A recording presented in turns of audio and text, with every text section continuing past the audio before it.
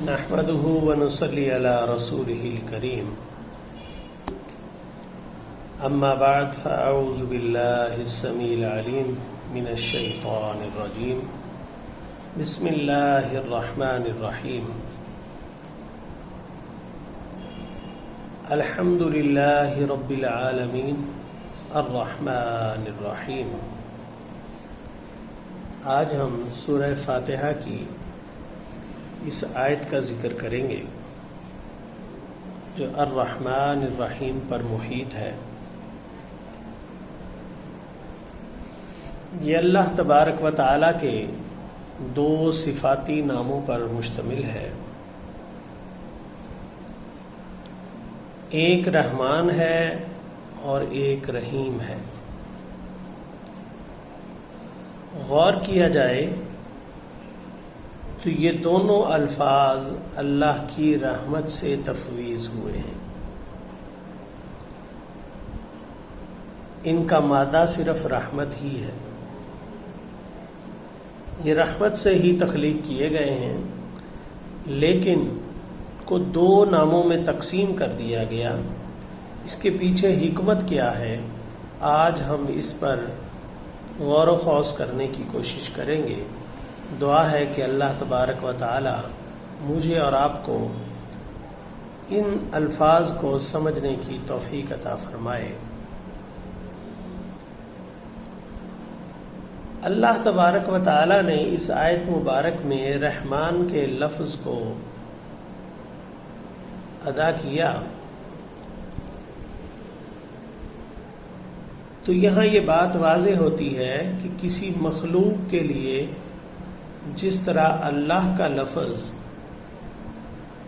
مختص نہیں ہو سکتا، اسی طرح لفظ رحمان بھی کسی اور کے لیے مخصوص نہیں ہو سکتا۔ جس طرح اللہ کی رحمت ہر جگہ پر محیط ہے، اسی طرح یہ لفظ جو ہے پوری کائنات کا احاطہ کیے ہوئے ہیں۔ اور ایک اور بات بھی واضح کرتے چلیں کہ جس طرح اللہ کے لفظ کا مجموعہ کوئی نہیں ہے، یعنی کہ لفظ اللہ کی جمع نہیں ہے، اسی طرح لفظ رحمان کی بھی جمع نہیں ہے۔ یہ اللہ کا ایسا صفاتی نام ہے کہ جو صرف اس کی ذات پاک کے لیے ہی مخصوص ہے، اس کے علاوہ یہ کہیں اور استعمال نہیں ہو سکتا اور نہ ہی ہمیں کرنا چاہیے۔ یہاں تاریخ سے ایک بات بھی سامنے آتی ہے کہ قریش مکہ کو لفظ اللہ کا تو پتہ تھا، لیکن وہ لفظ رحمان سے واقف نہیں تھے۔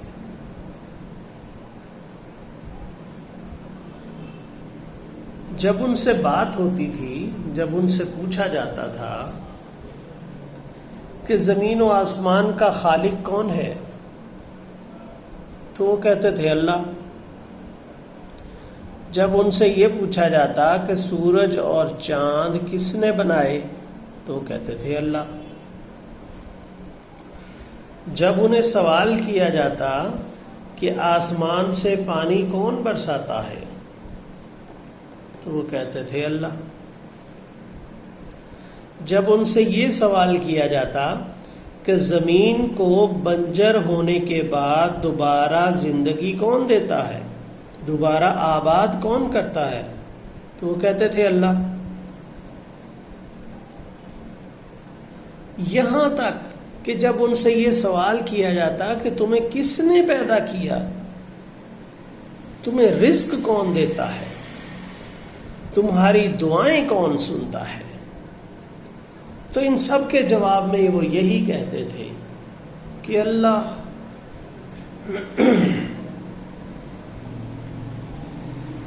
یعنی کہ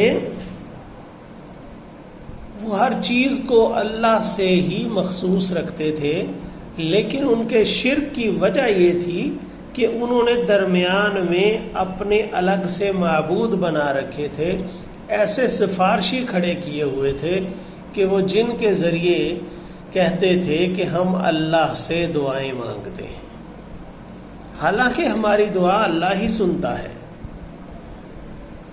لیکن ہم ان کے ذریعے سے، مثلا لات تھا، ایک معبود ان کا عزا تھا، ایک معبود ان کا خبل تھا، اس طرح کے بے شمار انہوں نے اپنے اپنے معبود بنا رکھے تھے۔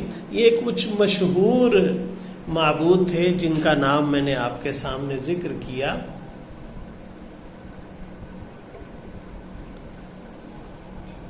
تو اللہ تبارک و تعالی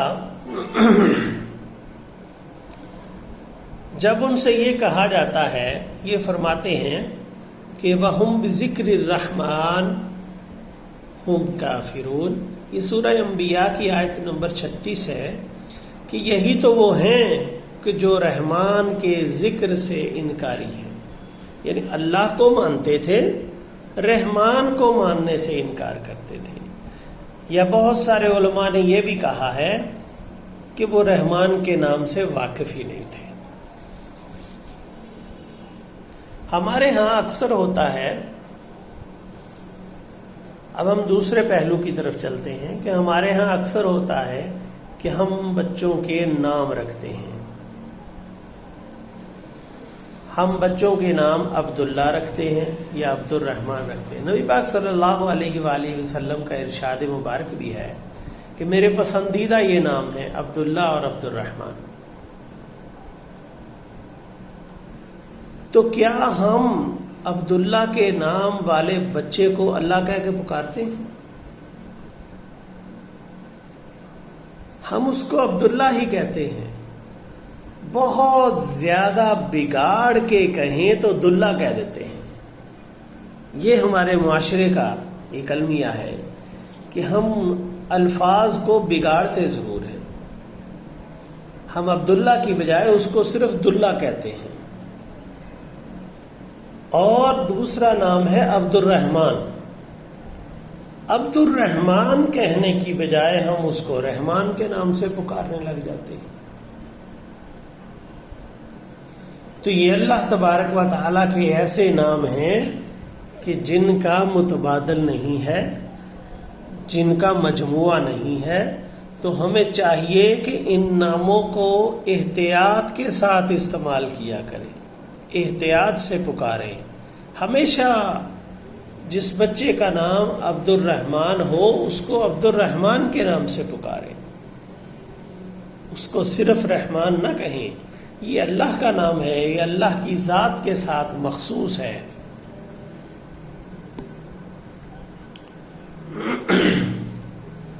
اب کچھ اور باتیں بھی ہم اس کے ساتھ جوڑنے کی کوشش کرتے ہیں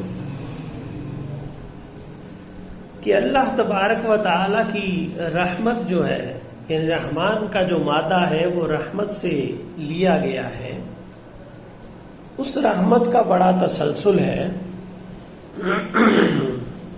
معافی چاہتا ہوں۔ اس رحمت کا بڑا تسلسل ہے، اور یہ رحمت جو ہے وہ بڑی کمال صفت کی ہے۔ اللہ کا یہ لفظ جو رحمان ہے، اس کے پیچھے جو رحمت کا لفظ ہے، اللہ تبارک و تعالی نے اس کے اندر اتنی خوبصورتی رکھی ہے۔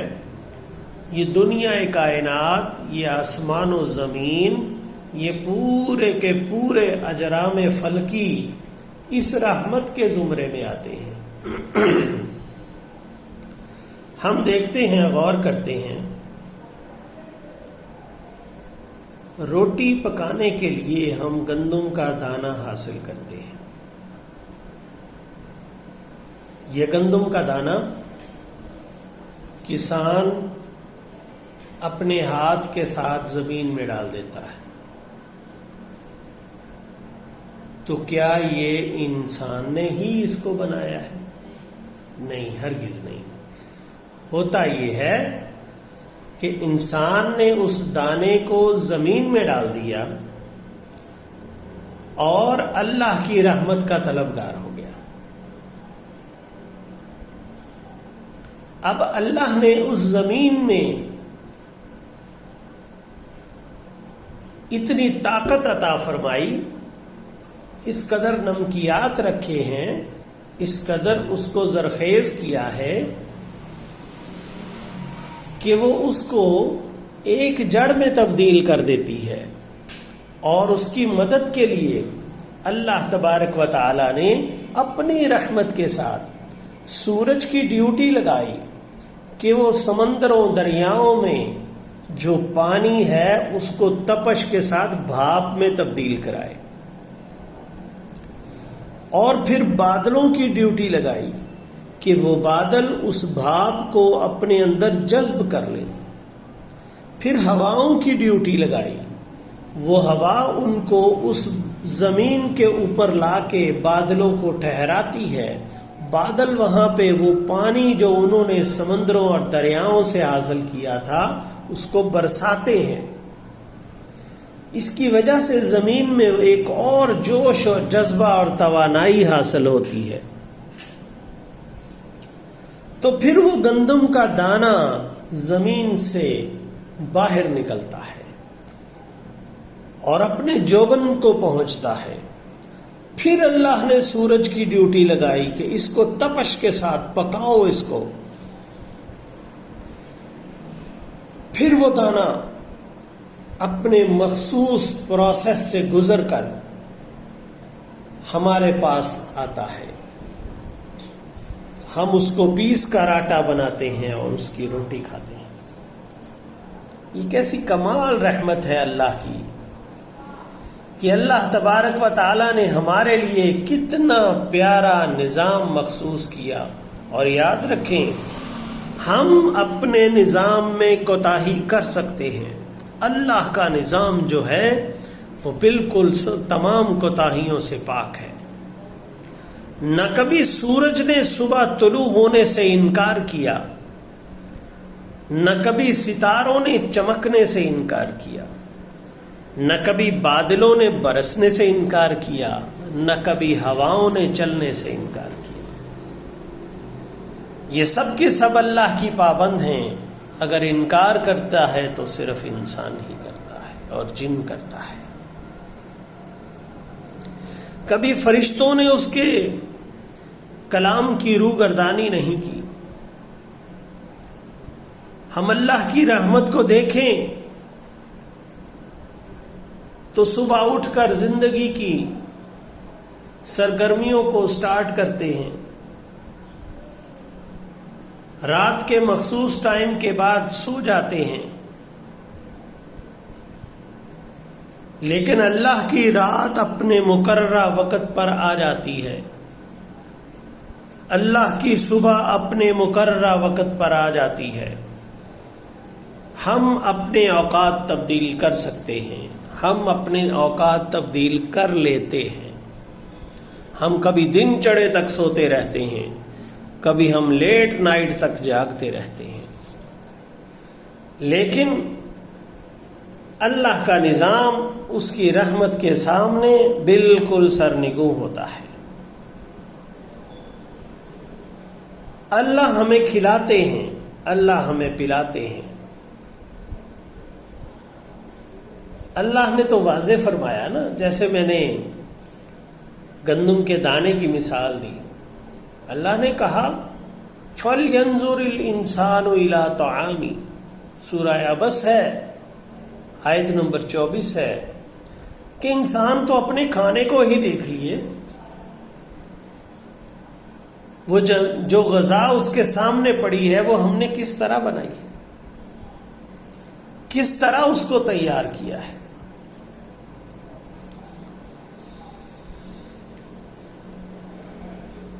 یہ جو تشریحات ہیں جو اللہ تبارک و تعالی نے ہمیں بیان فرمائی ہیں، ان کے پیچھے بہت سا حسن ہے، اس کے پیچھے کائنات کا حسن ہے، وہ جو صفت رحمت کے ہی ساتھ ظہور پذیر ہوا ہے۔ اگر ہم تدبر کے ساتھ، احتیاط کے ساتھ، احترام کے ساتھ اللہ کی کائنات کو غور سے دیکھیں تو اللہ تبارک و تعالی کی ربوبیت اور اس کی صفت رحمت ہم سے یہ تقاضا کرے گی کہ لوگوں، ایک دن ایسا ضرور آئے گا کہ جس میں ہر شخص سے اس کے زندگی جو اس نے گزاری ہے اس کا حساب لیا جائے گا، اس کے حسن کا حساب لیا جائے گا، اس کے عمل کا حساب لیا جائے گا، اس کے سرمایے کا حساب لیا جائے گا، اور اللہ کے منکرین کی اور انسانیت کے دشمنوں کی وہ تمام غلطیاں، وہ تمام کرتوتیں اللہ کے سامنے رکھ دی جائیں گی، کیونکہ جس طرح نیکی والوں کو بھی نیکی کرنے کا صلہ ملے گا، یہ اس کی رحمت کا تقاضا ہے نا، اسی طرح انسانیت کے دشمنوں کو بھی اس کی رحمت کے ذریعے سے سزا ملے گی۔ اس کا خوف ان کی سزا پہ چھا جائے گا، لیکن اگر یہ انسان اللہ کے خوف کے سامنے جھک جائیں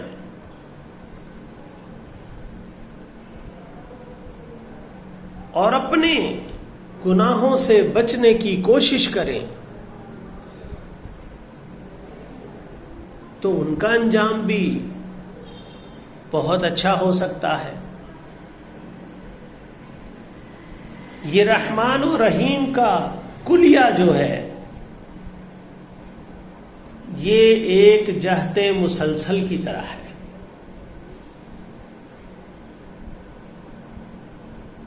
کہ رحمان کا ایک مطلب پرجوش رحمت میں بھی آتا ہے، کہ اللہ کی رحمت پرجوش طریقے سے آپ پہ چھا جاتی ہے، آپ کو عطا کر دی جاتی ہے، آپ کے مطالبات کو تسلیم کر لیا جاتا ہے، آپ کی اچھائیوں کو اللہ تبارک و تعالی اپنی رحمت کے ساتھ اپنی عطا میں بدل دیتے ہیں، اور بات ختم۔ ہم نے اللہ سے سوال کیا، مثال کے طور پہ ہمیں دنیا عطا کر دے، تو اس نے ہمیں دنیا عطا کر دی، اس نے ہم پہ رحم کیا، ہمیں دنیا عطا کر دی۔ ہم اللہ سے سوال کرتے ہیں کہ یا اللہ ہمیں دنیا اور آخرت دے دے، تو یہاں پر لفظ رحیم کا داخلہ ہو گیا۔ اللہ نے دنیا کے ساتھ آخرت کو بھی عطا کر دیا، گویا کہ یہ رحمت مسلسل ہمارے ساتھ چل رہی ہے۔ رحمان کی رحمت جو ہے وہ یوں کہہ لیں کہ 1 ٹائم رحمت ہے یا 2 ٹائم رحمت ہے یا 10 ٹائم کی رحمت ہے، اس کو مخصوص کر دیجئے کہ رحمان کی رحمت ایک مخصوص اوقات کے لیے ہے، یعنی کہ جب ہم دعا کریں اللہ ہم پہ اپنا فضل و کرم کر دے، اپنی رحمت کر دے، ہمیں عطا کر دے۔ اور رحیم کی رحمت یہ ہے کہ جو چیز وہ ہمیں عطا کر رہا ہے وہ مسلسل ہمارے ساتھ رہے گی، گویا کہ مسلسل رحم کرنے والے کا نام رحیم ہے۔ اس بات کو سمجھنے کے لیے بہت بہت غور و فکر کی ضرورت ہے کہ ہم صرف دنیا ہی نہیں چاہتے، ہم آخرت بھی چاہتے ہیں، اور یہ رحیم ہمیں دنیا آخرت کی طرف لے جاتے ہوئے جنت کے حقداروں میں شامل کر دے گا، وہاں پہ بھی ہماری شمولیت کروا دے گے۔ اس لیے اللہ رحمان و رحیم سے ہمیشہ یہ التجا کرنی چاہیے کہ یا اللہ ہمیں دنیا اور آخرت میں سرخرو فرما دینا اور ہمارے لیے جنت کے باغیچوں میں سے ایک باغیچہ عطا کر دینا۔ تو دعا ہے کہ اللہ تبارک و تعالی مجھے اور آپ کو صحیح معنوں میں قرآن مجید کو سمجھ کر اس پر عمل کرنے کی